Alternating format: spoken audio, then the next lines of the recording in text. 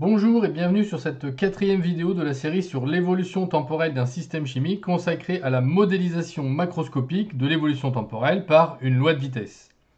Alors on a vu dans la vidéo précédente que la vitesse d'une réaction dépend souvent de la concentration des réactifs. Il est même possible, même si c'est beaucoup plus rare, qu'elle dépende de la concentration des produits. Expérimentalement, on montre que pour certaines réactions, la vitesse peut s'écrire sous la forme V égale K fois la concentration en A à la puissance alpha fois la concentration en B à la puissance bêta. On appelle cette relation loi de vitesse. Et elle s'écrit pour une réaction du type avec A et B étant des réactifs. On voit que alpha et bêta n'ont pas forcément de lien avec petit a et petit b, les coefficients stoichiométriques. Alors, avec ce type de loi de vitesse, on dit que la réaction admet un ordre global qui va être ici égal à alpha plus bêta. Dans cette équation, K est appelée la constante de vitesse. Elle va dépendre de la température. Et alpha et bêta sont les ordres partiels pour chaque réactif. Ils peuvent être entiers ou non, positifs et moins souvent négatifs. Alors on ne va s'intéresser qu'aux réactions d'ordre 1 par rapport à un seul réactif. On aura donc pour la vitesse de disparition du réactif A, V égale K fois la concentration de ce réactif. Alors ça paraît limité, par exemple aux réactions qui ne comportent qu'un seul réactif, comme les dismutations ou les décompositions, mais il existe un moyen expérimental pour pouvoir appliquer ce type à d'autres réactions, en travaillant par exemple avec un excès du réactif B pour une réaction du type où on a deux réactifs. Pourquoi? Parce qu'alors la concentration en réactif B va pouvoir être considérée comme constante et la loi de vitesse V égale K fois A, donc là c'est forcément ordre 1, et B à la puissance bêta, va devenir V égale K' fois A, avec le K' qu'on le remplacera par K fois la concentration en B à la puissance bêta, qui va être une constante. Alors maintenant, intéressons-nous au fait de comment vérifier si une réaction est bien d'ordre 1.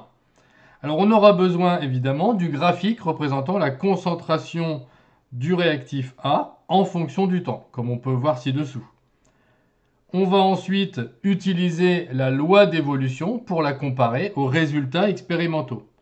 Comment fait-on pour obtenir cette loi d'évolution? On rappelle pour commencer que la vitesse de disparition d'un réactif, elle s'écrit moins la dérivée de la concentration du réactif A par rapport au temps. On rappelle que la concentration en A est une fonction du temps.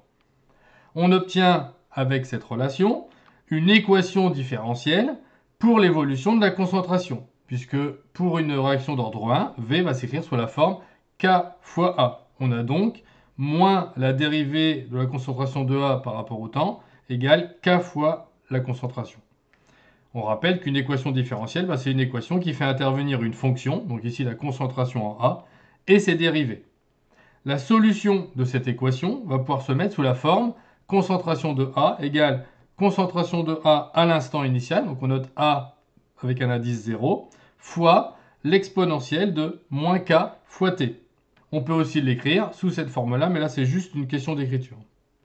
Alors première méthode qui va utiliser cette solution, elle consiste à vérifier que le graphique correspond. Alors le graphique, c'est compliqué de vérifier qu'une forme exponentielle est bien une forme exponentielle rien qu'en regardant le graphique. Donc on va modifier légèrement en prenant le logarithme de chaque membre. On va obtenir une relation qui peut s'écrire log de A sur A0 égale moins K fois T. Pourquoi? Parce que la relation précédente, elle peut s'écrire A sur A0 égale exponentielle de moins K fois T. Et exponentielle et logarithme népérien sont des fonctions réciproques, c'est-à-dire que log népérien de exponentielle de x, ça vaut x. C'est ce qu'on a appliqué ici, log de exponentielle de moins kt, ça vaut moins kt. Alors la relation qu'on a écrite ici, elle peut s'écrire finalement log de a égale moins kt plus log de a0.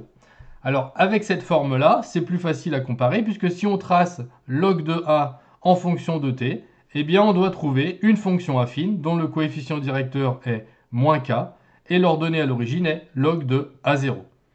Donc on va utiliser un tableur grapheur. À partir du graphe, on a évidemment les données de t et de la concentration. Donc C ici, c'est la concentration du réactif A.